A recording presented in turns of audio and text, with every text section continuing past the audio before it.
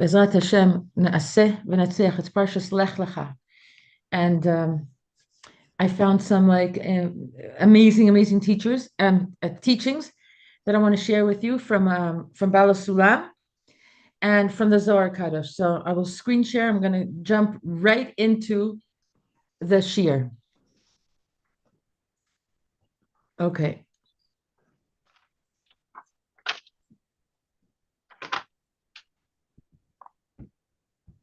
Okay.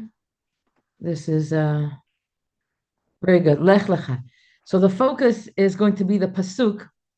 Hinena yadati ki isha yefat mareat. We're going to focus on Avram Avinu and Sarah. They're still at that time called Avram and Sarai. Went down to Mitzrayim because there was a famine in the land.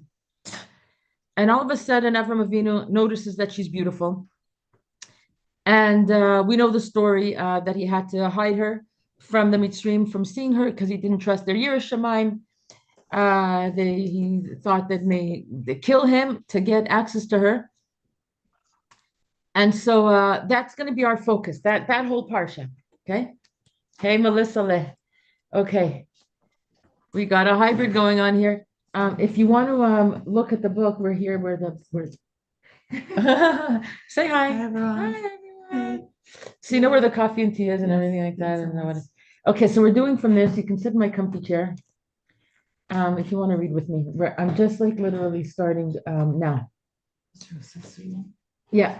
So okay. So we're dealing with the parsha of Avram Avinu noticing that Sarai is beautiful. They left from the land, and so that's the focus. What's going on in that whole parsha, and how are we going to relate it to our times, and what's the chizuk in it, and what's the limud for us? Hinena yadati ki isha yefat mareat. Behold, I have known that you are a very beautiful woman. And Rashi on this pasuk says, "V'achshav anu ba'im bein anashim shchorim u'mechoarim." Rashi says, now we're going to be amongst people that are black, and ugly, the brothers of the Cushites, and they're not used to seeing such a beautiful woman. Okay, so I see like Melissa's fingers already like, what a racist kind of, what's going on here? Okay, let's go. We can't. We need Pnimius Torah. Obviously, the Torah is not gizani. So we're not racist. What's going on here? So the Baal Sulam is going to explain to us this whole business of Levan and Shachor. Katav Rabbeinu Be'or HaBahir. So the editor of this compiler of this book that's bringing in together for the Parshas, that Rabbeinu, which is Baal Sulam, Rav Satel, in a perush that he called Or HaBahir, when we speak about the relationship between light and vessel, for light to be appreciated, it needs to have a vessel to contain it. Otherwise, the light is not there. Okay, you can't see the light. You can't appreciate light until you can't appreciate electricity unless you have a light bulb that can show that it's there, right? So whenever you have, when talking about the relationship between or v'kli, vessel, and light and vessel, one opposite the other, mugdar ha'or b'shem lavan, the light is called lavan, white, v'hakelim b'shem shachor, and the vessels are called shachor, black.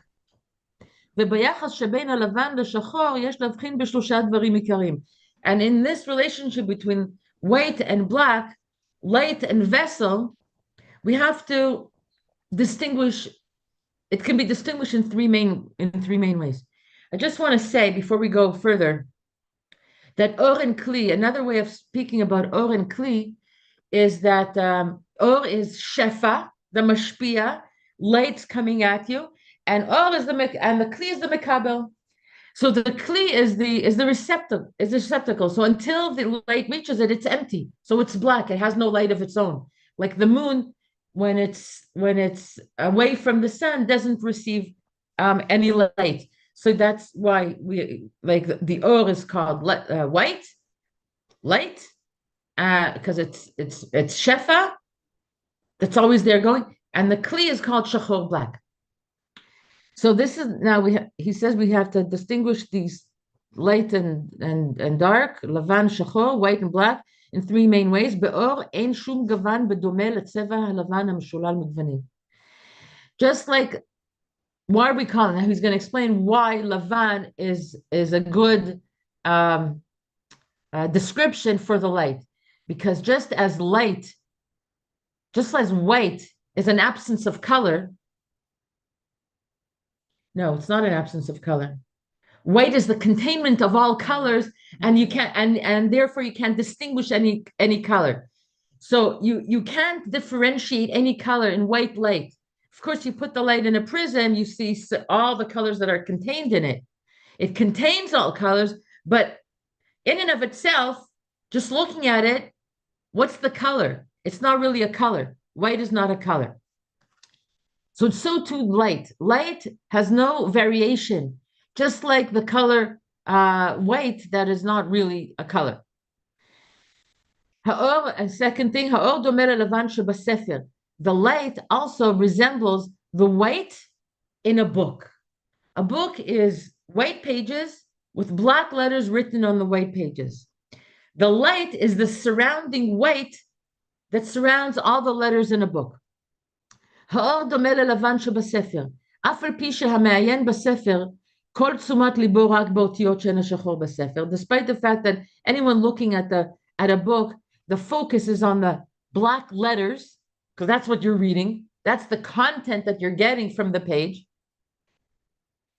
שכל החוכמה נמצאת בהם ולא בלבן, because the chokhmah is within the black letters and not in the white and the surrounding white space around the letters. עם זאת, עיקר הספר הוא גוון לבן. But with this, the main aspect of a book really is the surrounding white. כי הוא משמש מצע לאותיות, וגם משתתף בכל עוד ועוד. Because the לבן, the white, surrounding the black letters, is the backdrop, is the thing that's allowing the letters to show up. So, what? I wouldn't have thought that at first. Yeah, but do you see it now? You have to have a background that's going to show up the differentiated letters one from the other. But in that case, then the white is acting more like the keli. No, it's the okay, let's deal with it. Okay. No. Okay, well, okay, good question. Let's just finish this section and we'll go back to your question, see if we can make sense of it. Because the lavan is allowing. I'll explain. I have a good explanation. Let's just finish the sentence. Because the white surrounding the letters is the backdrop to all the letters, and therefore is mishtatef, is collaborating with them, or like allowing it to happen. Mishtatef is to partner, participating in each letter. Because each letter without the hekef halavan, the surrounding white, from every letter, when you write it down, the aleph, there's like white spaces in between that allows the aleph to look like an aleph, different than a lamed. It's the white spaces around the black ink that differentiates one letter from the other. It's the white. Because you can put a black drop on a page, but then once you introduce the white light in the black dot, that will create the lamed or the aleph or the kaf or any other letter. You see that?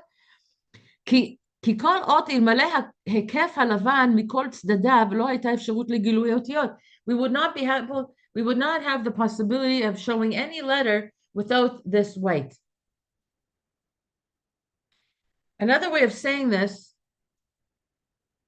is that everything is included in the white, in potential, until you block some of that white out, and then it becomes something, but it was always there. Let's say you have I understand that more. Like, yeah. The white has infinite potential. Right, exactly. Once you sit with a white page, and we're going to have Sheva Chaya doing amazing things probably after this, right, with this concept, you have a white page before you, And if you want to draw an elephant, you're going to block out some of that white and make the shape of an elephant.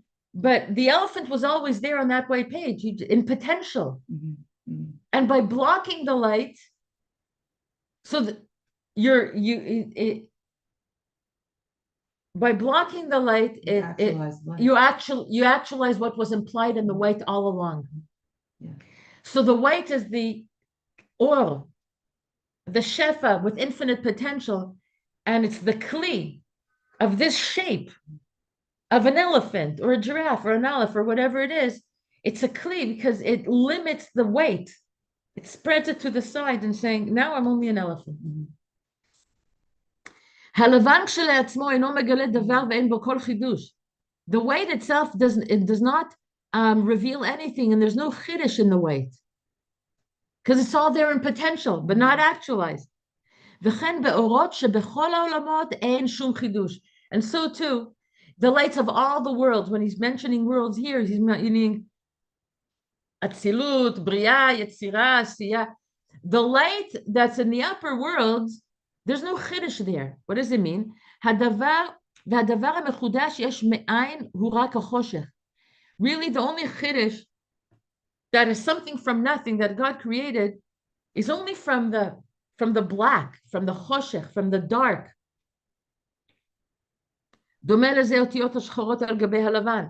Like the white, that like the black letters on top of a white page.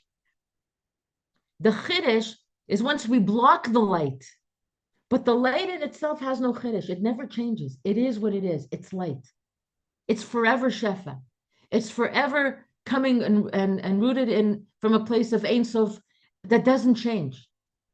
There's no change in orot. Because the dark has no metzius, has no actuality to it before bria. Before bria, what was before bria? Before creation, or Ein Sof Baruch Hu. That's it. It was just light. And why does choshech how did choshech didn't exist before? How is it that he didn't exist? Because he's not incorporated in the ma'atzil, which is another way of saying Hashem, the one that everything emanates from. What are you going to say that Hashem has choshech? He's everything. What was introduced in creation is the possibility of blocking out the light. That's the nivraim. But the light is always coming from the emanator. Emanation, emanator. Yeah, Hashem, Baruch Hu. Yesh miyesh, something from something. Liotam klulim bo itbarach miterem abriya, and in this way,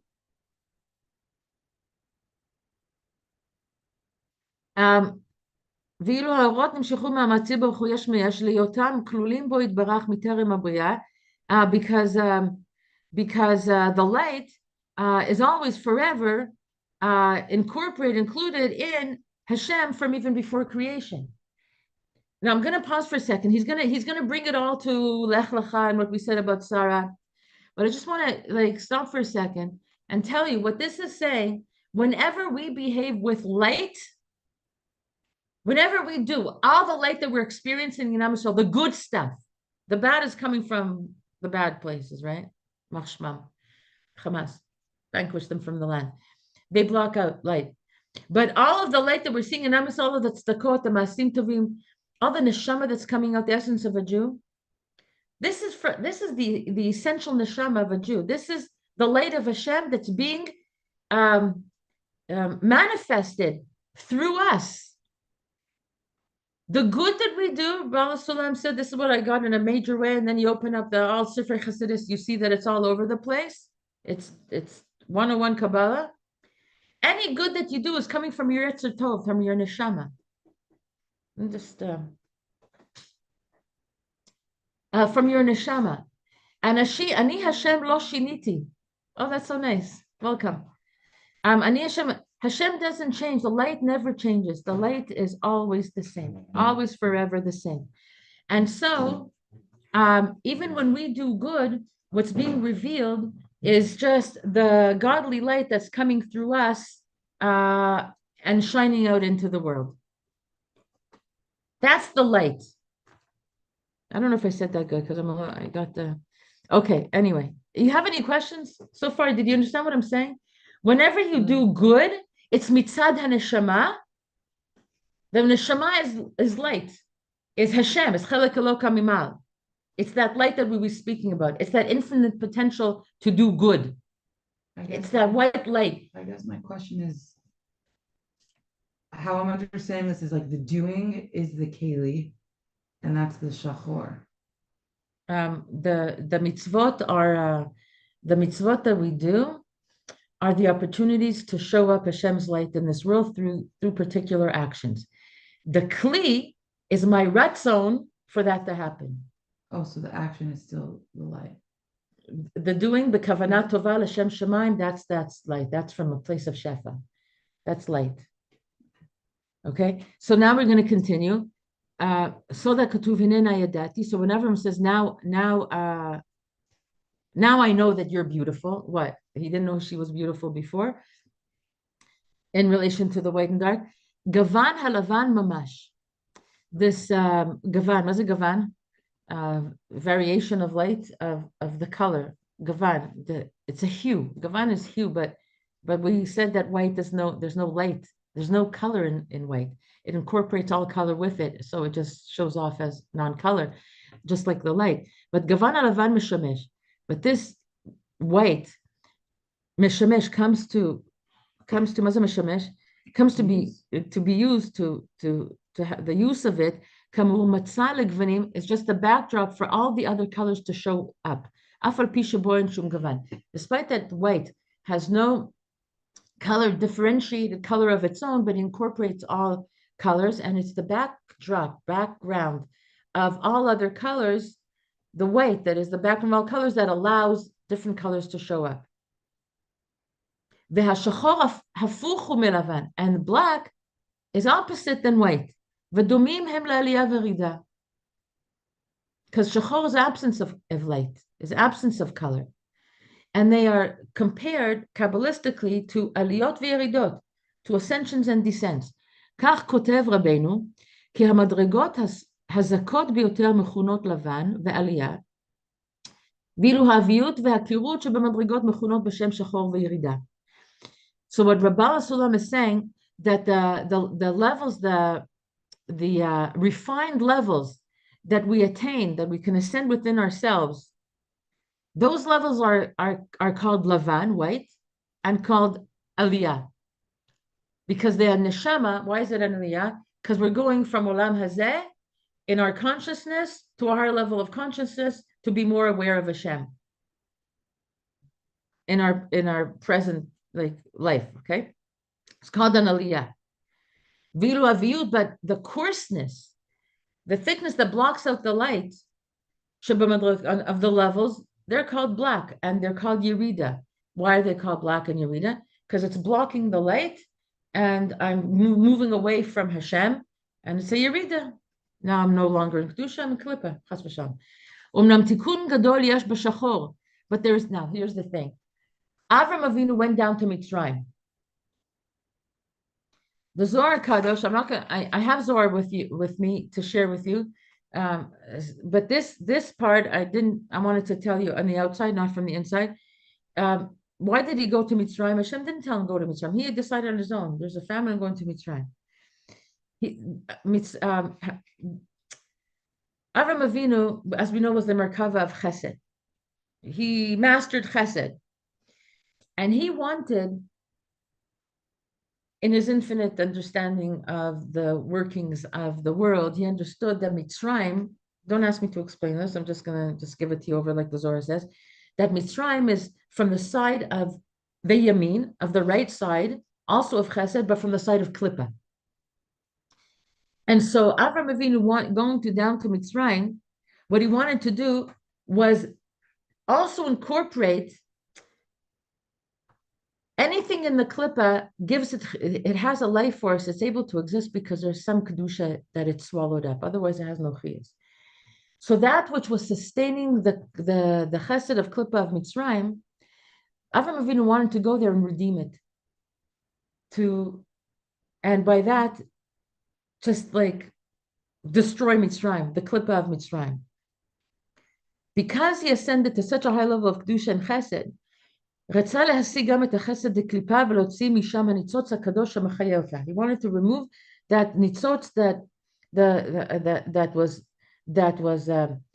being the klippa of chesed was nursing from that aspect of chesed to be kedusha to allow it to be sustained, and he wanted to remove it. And then Avram Avinu Sheyada, he knew this. He wanted to go with emunah shlema shu sod malchut. So he went with full emunah. I can do this. I believe in myself that I can go down there and do the job.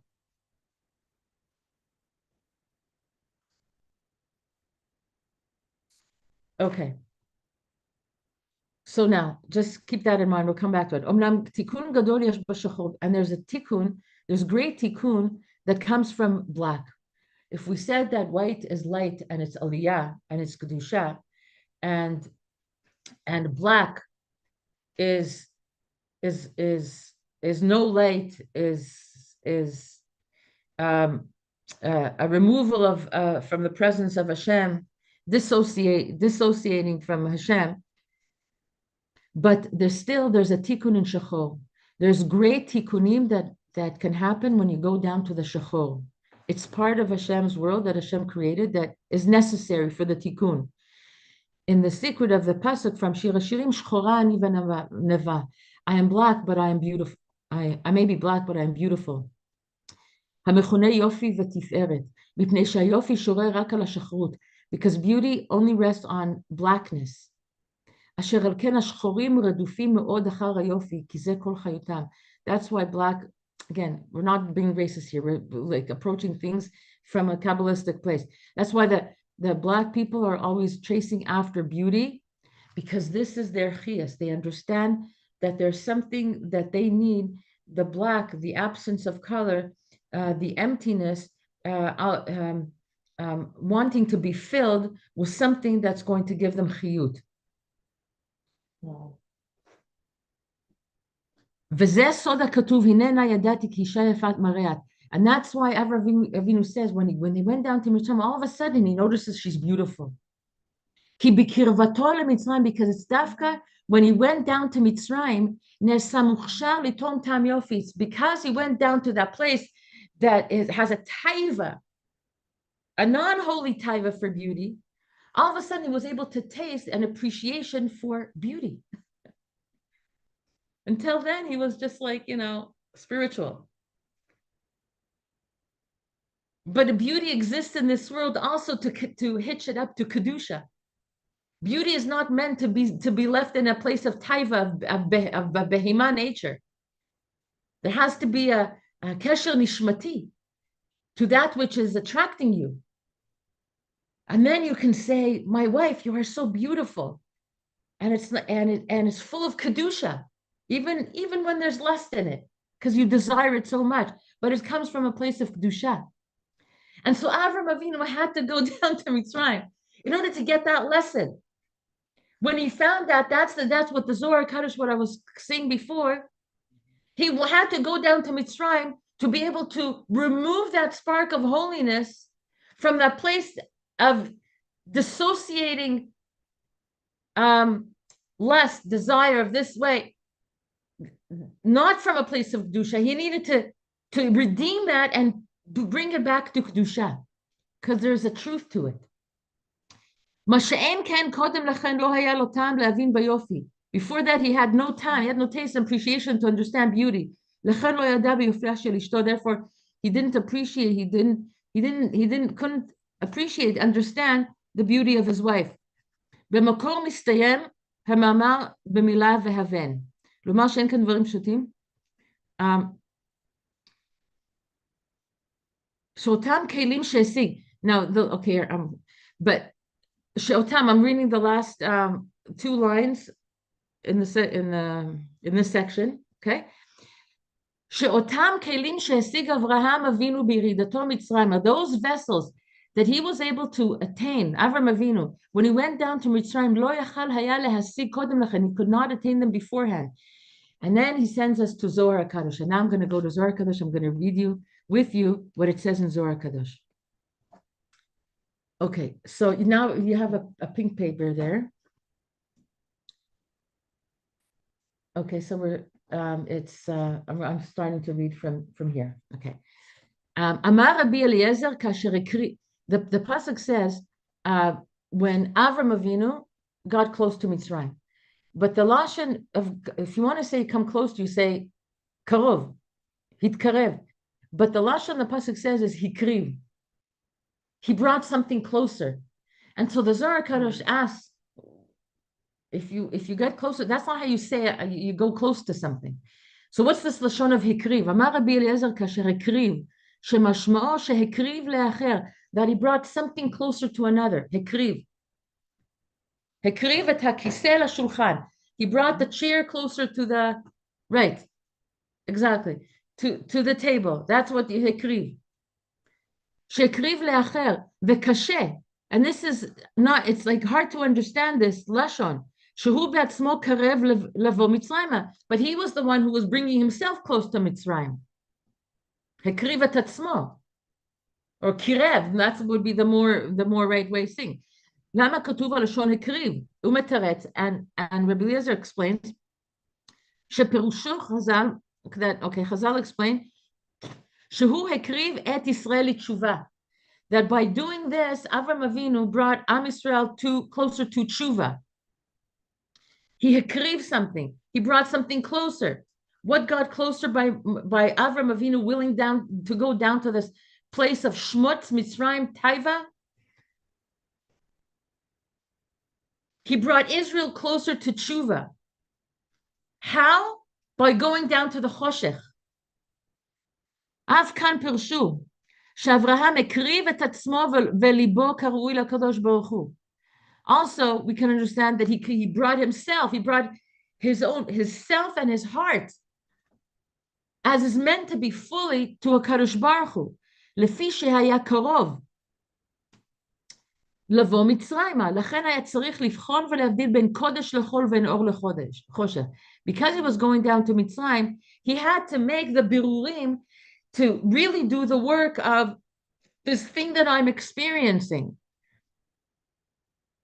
Where in me is it striking my kedusha chords, and where is it me? Is it awakening desires of a tuma nature? And by going down with time, he did the work of distinguishing between or and choshech, bein kodesh lechol. And because he's Avraham Avinu, he passed away, and this is what we do, and we have the koach to do it also.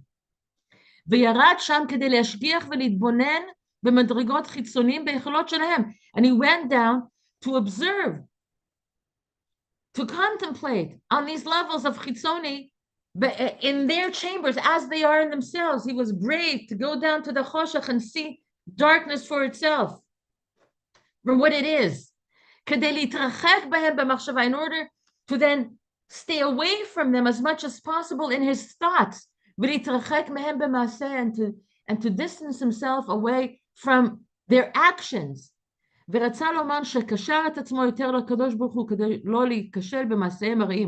all this means is that he connected himself, he knotted himself, he tied himself up as much as possible to HaKadosh Baruch Hu in order not to fail from their actions, evil actions in Mitzrayim. I heard a Perush one time that explains why is it that Avram Avinu noticed that Sarah Imenu was beautiful, Dafka, going down to Mitzrayim, because they had an unholy association with beauty. They had a lustful approach to it, like an animal, and the desire, separating goof from the neshama. I just want your body. That's it. That's all I care about. You turn me on. That's it. I don't care about your neshama. Complete tuma. And so when he got there, his desire for his wife was awakened, and that's the thing that alerted to him that there's no Yiras Shamayim in this place, and that's why he felt like he had to hide her and everything like that. This is very important to know for us. We walk through life in all kinds of situations. All of a sudden, we wonder, What is this desire that I have right now? Like, why am I awakened with this schmutz in me? I don't understand it. Like, where's the schmutz coming from? So, from Avram Avinu, it's not coming from you necessarily. We're living in an environment that we're bombarded with all kinds of things. But if it is awakened within you, then say, what's the avoda? What's the avoda? I'm going to say, thank you for pointing out exactly what I don't want. Thank you for pointing out that this is going to separate me from my neshama, and I don't want that. And I'm going to go stronger in my connection to Hashem. I'm going to distract myself with a mitzvah. I'm going to give tzedakah. I'm going to call my mother, my grandmother that I didn't speak to for such a long time. I don't know what. Some maaseh tov. I'm going to connect myself to Hashem. To what? To give koach to the neshama to be able to handle the bombardment and not go there. If you fight the lust, if you fight the schmutz that raises up head on, you'll lose. It's not how you fight it. You win the war. You don't fight it head on. It's a losing battle. It's a malach, stronger than us. So now let's continue. Where do I want to bring more from Zohar Kadosh? Not this page. Next page. Okay. The brackets, you see the brackets here? Okay, I'm going to read this now. Imrina achoti. So what is this thing about Avram Avinu saying to Sarah, say that you're my wife, that you're my sister? We'll see how in soon, by the next page or two, it's exactly our times that we're living in.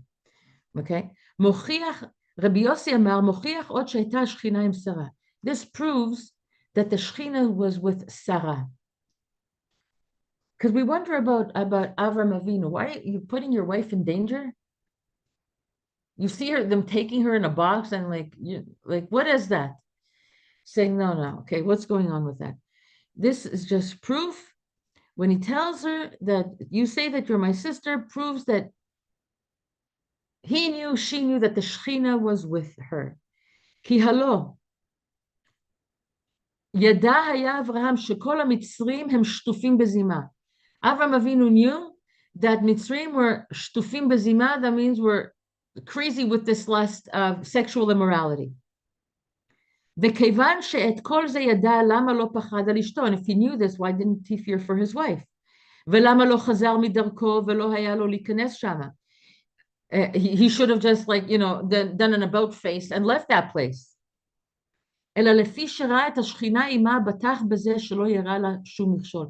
But because he saw the Shechina with Sarah Imenu, he knew that no harm would befall her. The Maharal says the beauty of a person, real beauty of a person is when you see the Shechina on their face. It's like it's a certain light. It's a ma'or panim. And that's none other than the Shechina showing on their face. And that's a protection. The ma'or panim. To that. Okay, hold on. Let's continue. So the Shechina was with her.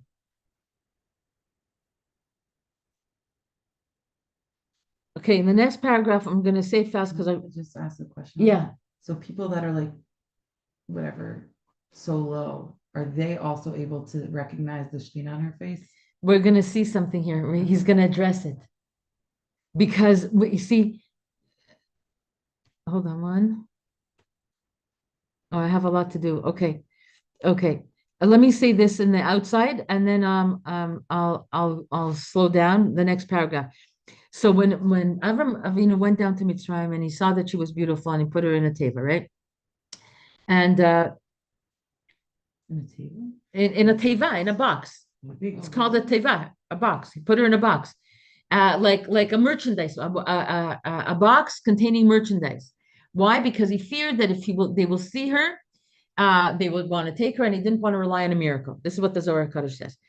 And when they opened the box, like going into customs, that's what the Zohar says, through customs with this box, and they saw this beautiful light that was shining from this box. Whoa, what's this light that just is showing from this box? and they saw this person, and they said it couldn't be her. She's a person. They made her go out, and it's like, and they're searching out for the precious gems that are certainly there from the light, because they thought must be you're smuggling something into the country with this, and but then they took her out, and they saw there was nothing else in the box, and they saw she's the light. She's the light. Once the Egyptians that were that were charged to take meches customs, and they saw this great light with her they took her to their bosses, the people in customs. They took them to their whatever, right? Their supervisor, and they checked around, and they saw that there was no other thing in it. Now go to the next page, because that's your answer. They saw that she was full of light as it was they originally saw her in the teva. And what it says that they saw her, how beautiful she was, very beautiful. They saw beautiful light shining from her face. They praised her, one to the other, they sang her praises, and she says, this one is Ruya Lamelech. This one, she needs to go to she's for the king. Really,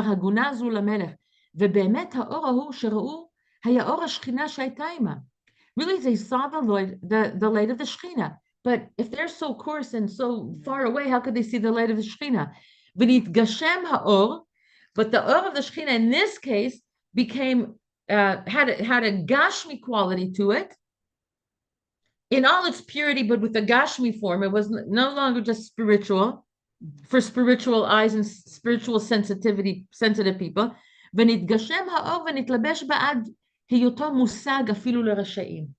So it was manifested in such a way that even the Rishaim were able to perceive it. Exactly the question I asked. Yeah, that's so cool. Yeah, Tov Shekivan. So now, in general, when the Torah describes someone as beautiful, you really understand it as like this quality of the Shekhinah resting on their face. And Yafa is a combination of Yud and Fei. Yud is Chochma, Chochmat Adam Ta'ir Panav. The Chochma of a person lights a person's face. It's a pasuk, right? Going down to Peh, which is Malchut Peh. When you have the wisdom, the light of Torah, and all its kedusha, being able to draw down to Malchus, then it's Yafeh. That's what we consider. That's what Jews call Yafeh. Wow. Nice, no? Okay, so now we have more to do. Okay, now we're going to read from the inside. Amar Rabbi Yitzchak. Vai le'inun chayve de alma de la yadin velo meshgichin be'avdite de kuchabrichu. So far, I've been skipping on the Aramaic for the time, because we'll never finish. But I'm going to, okay, I opened up with Aramaic just to hear a little bit, but now we're going to go again to the Hebrew. Oy lehem l'rishei ha'olam shelo yodin velo mashgichim perush velo mitbonenim b'masav shel HaKadosh Baruch Hu. Oy to those evil people that do not know and do not take heart and don't contemplate on the actions of Hashem, that He is all over. I'm talking about Hamas now. Listen up, you evildoers. That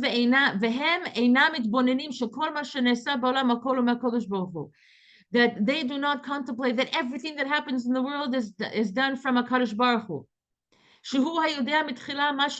That Hashem knows in the beginning what will be at the end. Listen up, everybody here. This is chizuk for us. That HaKadosh Baruch Hu decides from the beginning what will be at the end. והוא צופה לזמן רחוק ועושה מעשים מראשית כדי להעלותם ולגמרם לאחרית הימים. And he does things in the present moment that have ramifications for down the line in order to raise them and to bring them to אחרית הימים. הוא מפרש את העניין ואומר, and the Zohar, אמר רבי יצחק explains, בואו ראה, אם לא שנלקחה שרי אצל פרעה לא היה הוא לוקח אותה. That if Sarai would not have been taken to Paro, if she would have not been taken captive, and we have captives now in god awful places, if Sarai would have not been taken captive, Paro would have not been in a position to get hit. They need to get hit. And for that, there are captives. Maseh avot siman lebanim, it happened to Sarah. והרי מכות אלו גרמו שילקו המצרים אחר כך. And these makot that Paro, in the Sarai and Paro story, that he got hit because he wanted to touch her, and Hashem didn't allow, and he brought plagues on his house. This eventually was the thing that caused Mitzrayim to get those 10 plagues in Mitzrayim. Maseh avot siman lebanim. ואלמלא שלקהו אתה לא היה הקדוש ברוך הוא מביא עליהם מכות. And if the Paro and Sarai story would not have gotten he would not have gotten like hit in that story, then the Makos wouldn't have happened either. Because everything that happens in the beginning will happen at the end. B'negaim gdolim, with tremendous negaim. Mazah negaim, blemishes, hurts. V'ilmaleh shelakah, wounds. V'ilmaleh shelakah, I'm reading again. V'bi'ur hadavar, and this, the explanation of this is כבעת הגאולה לא היו ישראל ראויים שילקה פרעה ועמו על ידם כי לא היו ראויים לגאולה. And the explanation is that in the time of Geula, of Mitzrayim, of Yetziat Mitzrayim, Israel were not worthy that the Paro in their time should get hit, and neither his nation. In other words, remember what the Malachim said at the Yam Suf.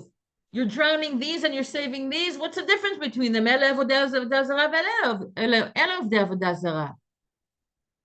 He had to give us merit. He had to give us the dam of the mezuzah and the dam of Milah. We had no schusim, except we had a munat tzadikim at that point, that Moshe Rabbeinu, and those that believed, and even then, only a fifth of our nation believed him. So in the time of Geula, the Jewish people were not worthy that Paro should be hit al yadam. And if that's the case, they wouldn't have been like gone. They wouldn't have been worthy of the Geula. Therefore, God made it so, arranged things, cause and effect things. Sheyered Avraham leMitzrayim, that Avram should go down, descend to Mitzrayim. V'tilakach Sarah leParbo, and that Sarah should be taken to Paro. V'bizchutan, in the merit of Sarai, v'bizchuta harav, in the great merit of Sarah, Laka Paro. Paro got hit. That Paro dared to touch these two tzaddikim, and we have 200 tzaddikim in Aza right now. Hashem Ribono Shel Olam, b'zchut Sarah Imenu v'Avraham Avinu, shamdu b'nisayon hazeh, please redeem the captives. Amen.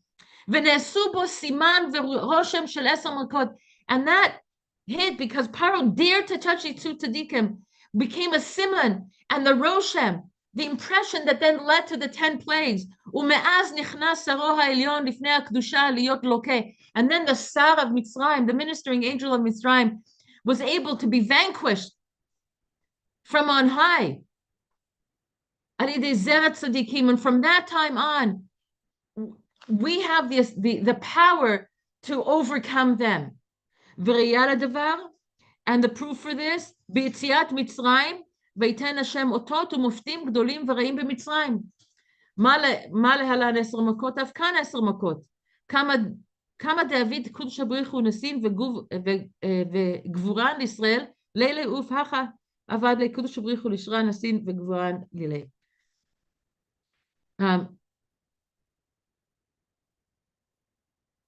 Okay, הרי גזרה שווה גדולים גדולים. Because we understand one from the other. What happened to Sarah? Okay, there's like a parallelism between what happened to Sarah in Mitzrayim and Makos in Mitzrayim. כמו שעשה הקדוש ברוך הוא ניסים וגבורות לישראל בעת יציאת מצרים בלילה. אף כאן עשה הקדוש ברוך הוא לשרה ניסים וגבורות בלילה. Because all of this happened in the night. And what happened in the Zohar HaKadosh and other midrashim, they say, what was Sarah doing? Wasn't she afraid? Why isn't this, like, why don't we talk about the Nisayon of Sarah? Because the Shekhinah was with her.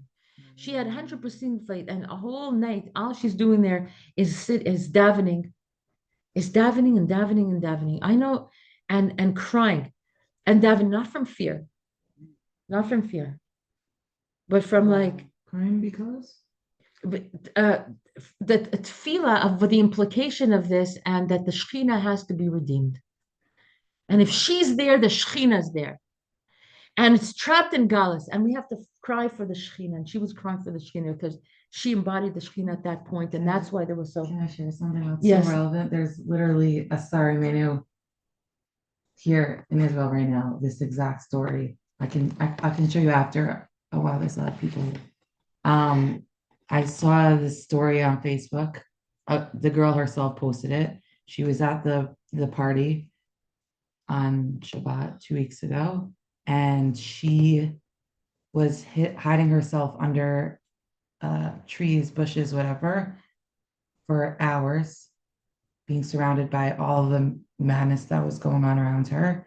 And she recorded herself like this, saying, "Thank you, Hashem. Thank you, Hashem. Thank you for the blue sky. Thank you for the birds that are chirping. Thank you, thank you." Wow. Crying, Wow. but like praying. Wow. And can you share it? Yeah.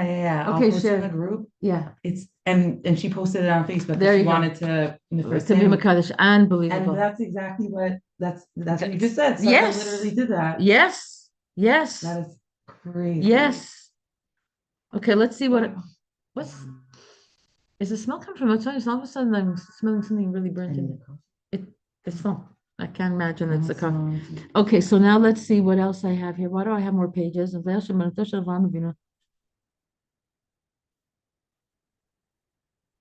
Okay, let's read the next thing. We have minutes. Okay, good. לבאר שבחו ומעלתו. I don't know why didn't you ask me to increase, like to make the page bigger for you guys at home? Okay. Rabbi Yossi, here Rabbi Yossi פתח. לבאר שבחו ומעלתו של אברהם. Now to sing the praises of Avraham Avinu. הטעם שהקדוש ברוך הוא היה לו למגן. Why was הקדוש ברוך הוא a shield for him? As we מגן אברהם.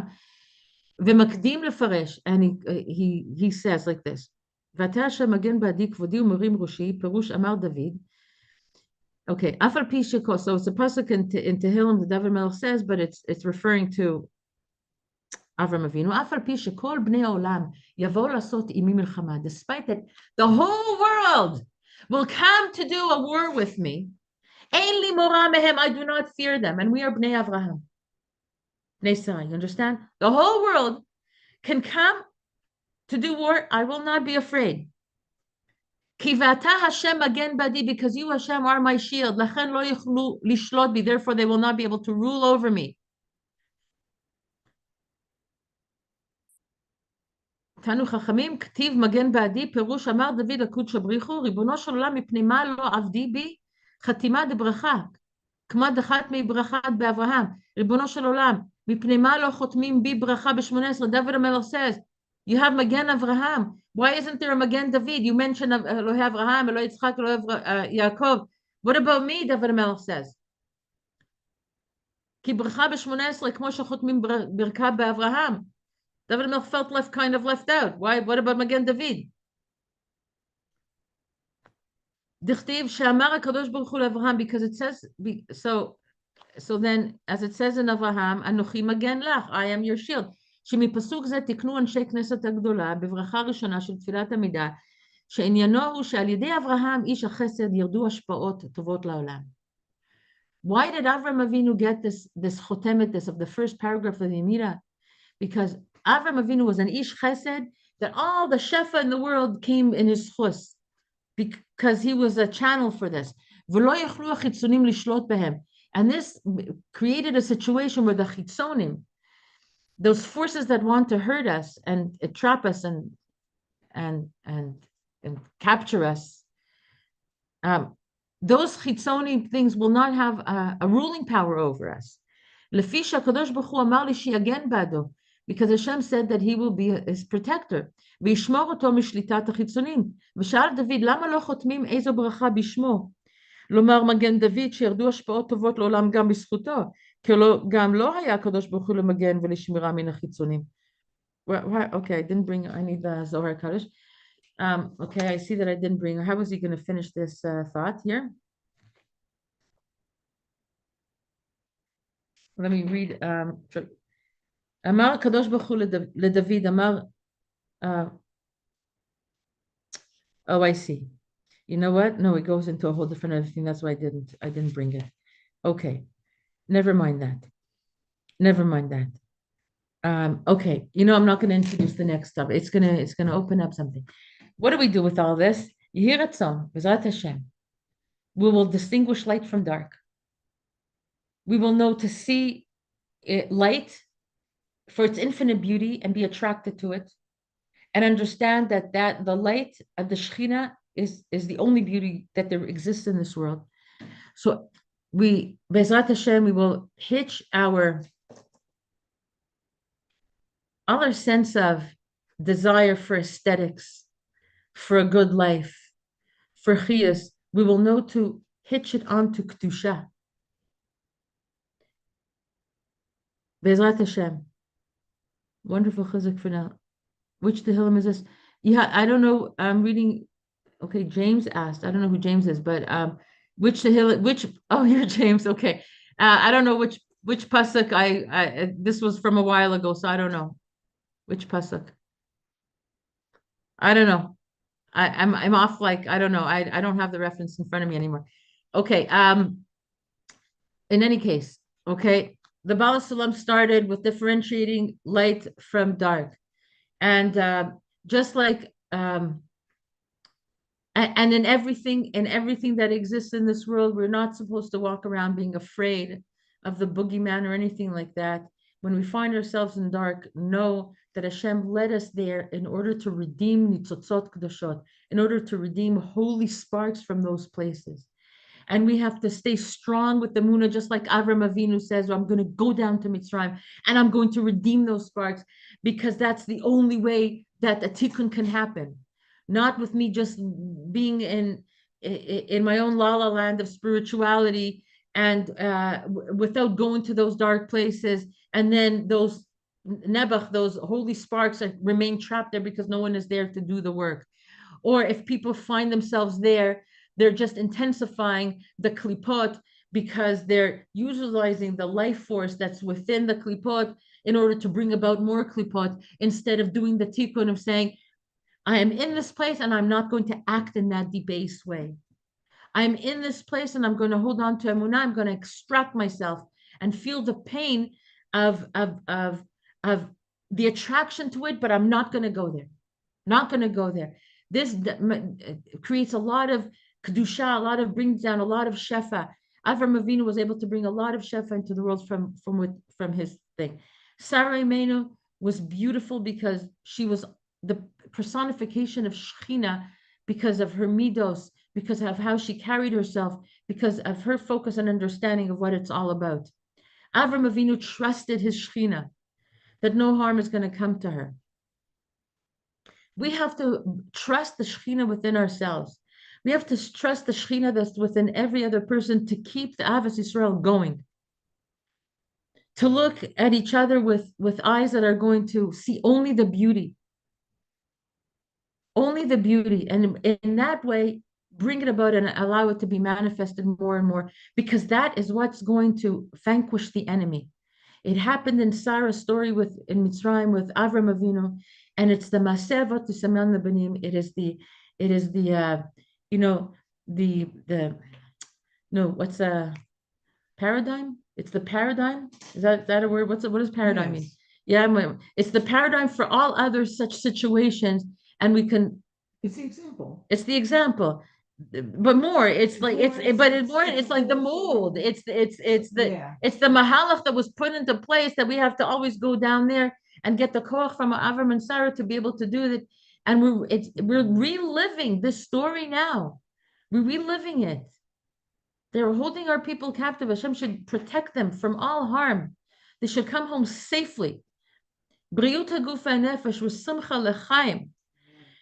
Finally, when our troops go down, finally they're doing their they're bombing them from the air to allow a safe entry into Gaza by foot, so that no harm should come to minimize the potential harm that should come to our soldiers. The soldiers should go in there, wherever they are, wherever their posts are, wherever their stations are.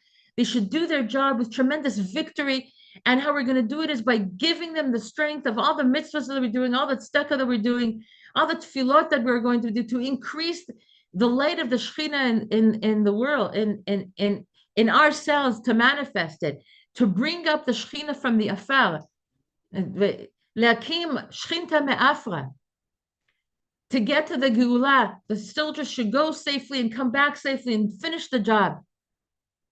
And those that are wounded should find complete and utter healing. Mazeh?